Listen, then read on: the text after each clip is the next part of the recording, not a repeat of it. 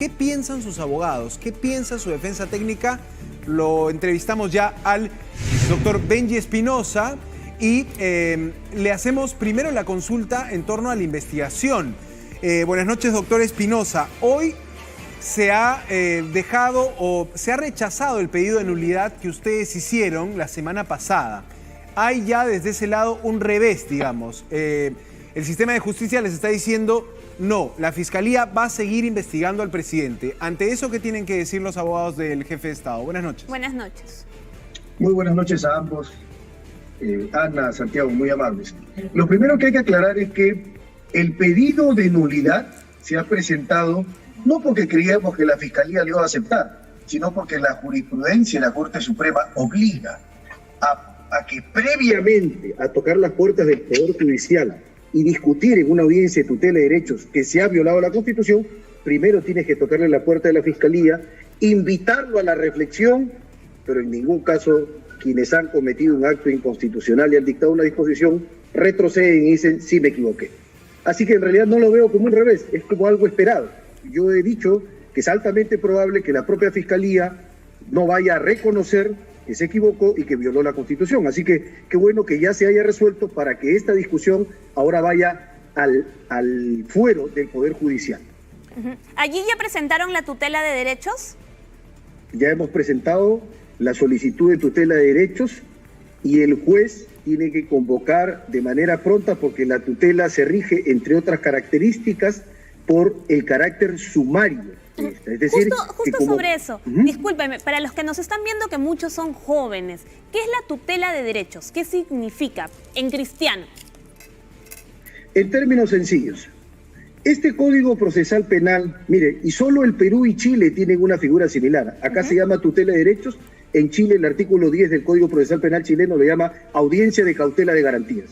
¿Qué significa? Significa que el juez, como juez de control, como juez de garantías, como juez de protección, protege los derechos del investigado frente a las violaciones que comete la Fiscalía y la Policía. Ese juez es un tercero suprapartes, un juez que no tiene compromiso ni con la persecución, ni con el perseguido, ni con la Fiscalía, ni con la defensa. Es un tercero imparcial. Escucha los argumentos, las razones, el debate de ambas partes y decide.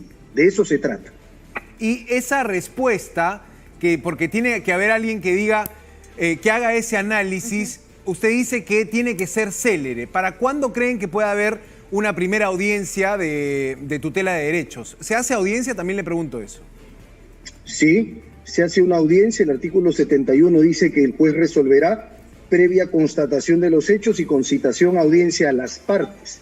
¿Por qué? Porque en el sistema procesal penal vigente peruano rige el principio de oralidad, es decir, no voy a ver tu papel, voy a ver lo que me sustentas oralmente, y es más, las decisiones de las jueces también son orales, se dictan in voce, verbalmente. ¿Y esto puede ser después del 13 de junio o tiene que ser antes de esa fecha? No necesariamente, pero dado el carácter sumario, podríamos tener a la audiencia de tutela en estos días. Podría esta semana perfectamente el juez convocarnos a la Fiscalía de la Nación y a nuestra parte para discutir la tutela de derechos que hemos presentado. Y hasta el 13, si es que no hay ninguna resolución de la tutela de derechos, ¿ustedes se presentarían? El presidente ha dicho: me quiero presentar ante el fiscal de la Nación.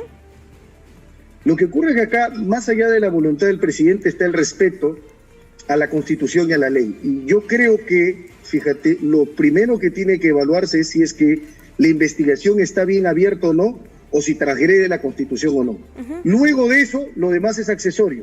Y yo acá quiero decir algo que es importante. La declaración del investigado se llama declaración indagatoria. Sorprende que la Fiscalía, el primer acto de investigación que tenga respecto al presidente Pedro Castillo sea tomarle su declaración, cuando los abogados sabemos que en una declaración el investigado incluso puede guardar silencio. ¿Qué sentido tiene entonces llamarlo? O sea, la Fiscalía primero debería adelantar la investigación, programar diligencias, realizar declaraciones de testigos, otras tomas, y luego después, cuando tenga información, llamar al investigado. Claro, pero doctor Benji Espinosa, usted parece también que le quiere marcar la pauta a la Fiscalía de cómo tiene que investigar al presidente. Ahí le pregunto, ¿nos está adelantando un poco que el presidente va a acogerse a su derecho al silencio también en este segundo interrogatorio? De ninguna manera, no estoy anticipando cuál va a ser la posición. La posición de la defensa todavía no se ha dado a conocer, ni le hemos transmitido a los medios de comunicación. Estamos en evaluación, pero lo que sí puedo adelantar es que ya la tutela de derechos se presentó y creo que estamos próximos a llevar esta discusión al Poder Judicial, a que en una audiencia pública y con contradicción se vean nuestros argumentos y los argumentos de la contraparte. ¿Qué derecho cree usted que se ha afectado del presidente Castillo? O sea, ¿qué situación está cometiendo la Fiscalía que lo motiva a usted a decir, ojo, aquí están violando las garantías de mi defendido, en este caso el presidente de la República? Bien, la Constitución establece un piso mínimo, un conjunto de garantías mínimas e indisponibles. Entre ellas se reconoce en el artículo 139.3 que nadie puede ser desviado del procedimiento preestablecido por ley.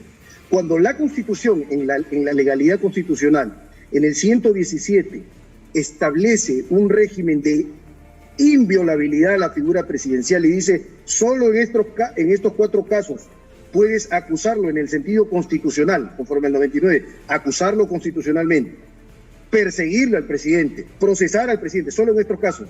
Fuera de estos casos, cuando sea organización, cuando sea colusión, cuando sea tráfico de influencias, no puedes.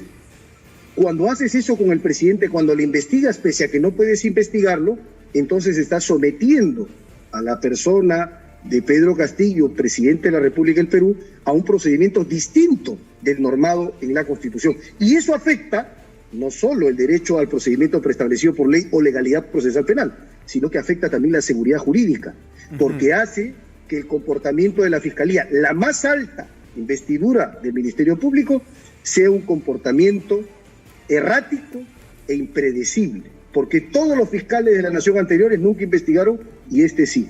La Fiscalía no se puede mover por coyunturas.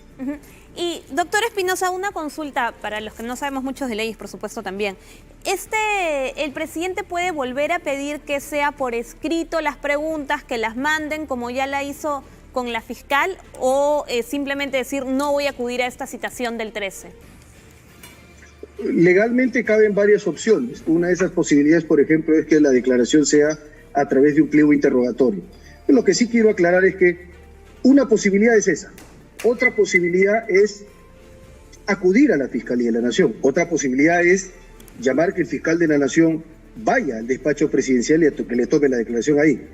Y otra posibilidad es ver también que se pueda guardar silencio. Pero solo estoy hablando en términos jurídicos, no estoy todavía definiendo cuál va a ser la postura. ¿Y el presidente ha tomado alguna posición ya con la defensa, por supuesto, de ustedes? Todavía no, estamos evaluando, estamos en el proceso de evaluación. ¿Cuál de sería acá al lunes. ¿Cuál sería la que usted recomendaría, doctor Espinosa? Dado que el presidente ya mañana viaja a Estados Unidos y va a llegar casi con la fecha. Sí, fíjate, ese aspecto en específico, porque ayer hemos tenido reunión precisamente coordinando los aspectos de la defensa técnica, ese aspecto forma parte, por el momento no lo voy a revelar, estamos en un aspecto de definición respecto al punto de cómo vamos a plantear la defensa. Claro, porque doctor, usted entenderá que hablamos, por supuesto, de una defensa técnica, esto es un abogado que tiene al dedillo ahí el código procesal, pero es el presidente de la República y hoy escuchábamos ya a congresistas de Perú Libre decir es mejor que el presidente vaya personalmente, es mejor que deje entrar al fiscal de la Nación, o sea, no solo en el ámbito del derecho, sino también en el ámbito de qué imagen queremos dar con el presidente que pide las preguntas por escrito, responde por escrito, sino también un presidente que pueda acercarse, un presidente que pueda recibir al fiscal. En ese sentido yo decía, ¿cuál puede ser el ánimo del jefe de Estado? Porque no creo que Pedro Castillo no se dé cuenta de lo que importa, digamos, a nivel de opinión pública, su comparecencia o su respuesta al fiscal de la Nación, ¿no? Precisamente, por eso es que estamos evaluando cuál es la mejor opción desde el punto de vista del ordenamiento jurídico y de su condición de mandatario del Perú. Eso es importante. Y también es importante que a partir de un caso como este, que se entienda que todos los ciudadanos de a pie que nos están escuchando, quienes están en el mercado, quienes están en sus casas, quienes están en su trabajo, quienes están rumbo a la casa, que entiendan que el derecho los protege y que esto que se llama audiencia y tutela de derechos es para el presidente y para todos los ciudadanos. Cuando a una persona le afectan sus derechos, Antes, ¿qué cosa tenías que hacer? Salir del proceso penal y entrar al proceso constitucional. Un habeas corpus, una demanda de amparo, para que un juez constitucional pueda decir si ha violado su derecho, corrija la situación. Hoy no. Hoy el Código Procesal Penal en el artículo 71, numeral 4, dice que cuando el investigado ve afectados sus derechos por sí o a través de su abogado defensor, puede pedirle al juez tutela. Tutela quiere decir protección. Claro. Tutela quiere decir un manto de protección cuando se ha violado la Constitución o la ley. Pero ¿hay intención del presidente de aclarar todos estos temas?